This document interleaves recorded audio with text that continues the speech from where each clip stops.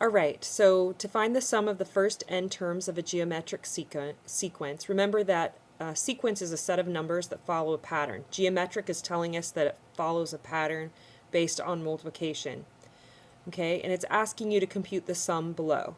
So here would be our first term, 5, and our second term is basically negative 15. But they wrote it in this way so you could see that you're multiplying each term by an additional negative 3.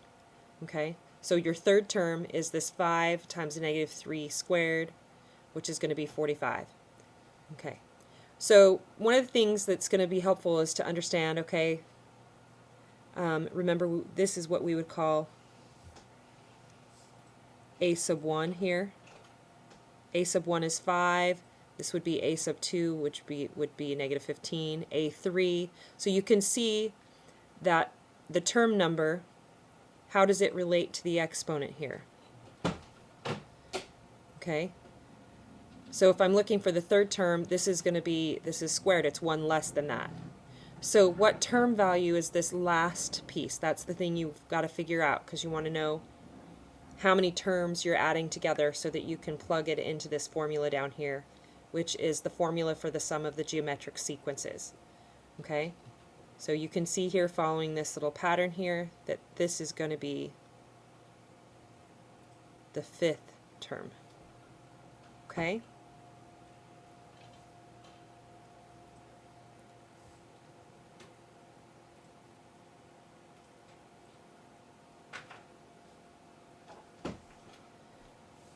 All right.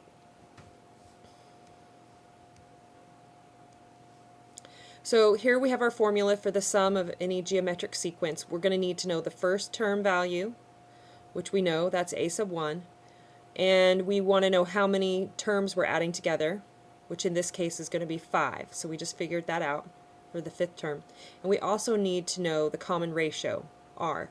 And so you can see here that you're multiplying each value by a negative 3. So in this case, your r value is a negative 3. Okay, so for part A, we are going to just plug this information into the sum formula. So the sum of the first 5 terms of this geometric sequence is going to be equal to the first term, which is 5, times the quantity of 1 minus r was a negative 3, raised to the how many terms you're adding together, which in this case was 5.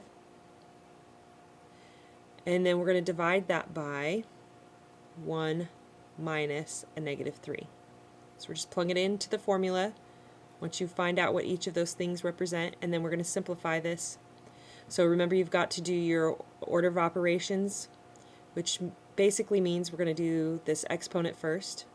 So a negative 3 to the fifth.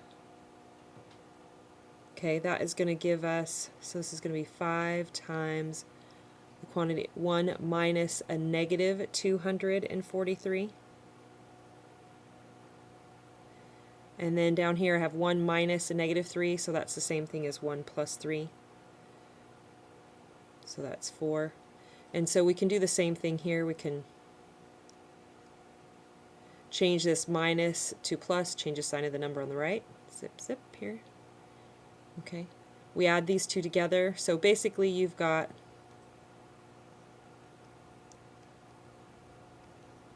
five times 244 over 4. So we multiply that by 5 and divide by 4, and you get 305. And that's the sum of the first 5 terms of the given geometric sequence for part A.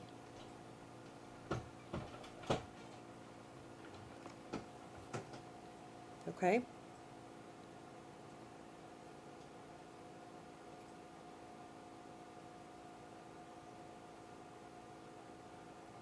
Now we're going to do the same thing for this second expression. So let's talk about what this second expression means. So this is sigma notation, and when you see this, what it means is take the sum when k equals 1 until k equals 7 of this pattern here. Okay, so let's kind of see, if you replace k with 1, you get 1/4. Okay, that's our first term, plus the second term you replace k with a 2, so that's going to be 1/4 squared, plus we'd have 1/4 to, if we replace k with a 3. Okay, and you're going to continue this until you get to 1/4 to the 7th power. Okay. So technically I should put dot dot dot and adding again, so we show that we kind of just didn't write every step out here. So what are each of these values here? So 1/4, this is our a sub 1 in this case. Okay, so if we were trying to write this in the same way as the top expression was written, you could think of this as 1/4 times 1/4. And this next one would be 1/4 times 1/4 to the 2nd power. So you can see that your r value in this case just happens to be the same as your a sub 1 value. Okay, it's a little harder to see probably, but look at this pattern here.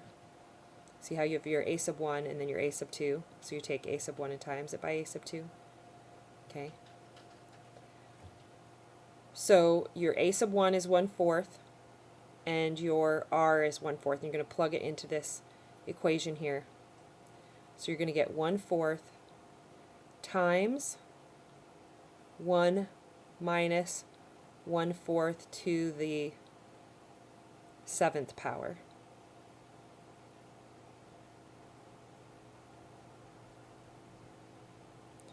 All over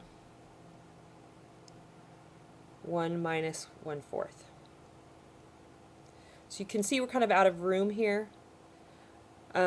But you're going to take this exponent here, 1/4 to the 7th power. You're going to subtract that from 1. Okay? And you do your division here.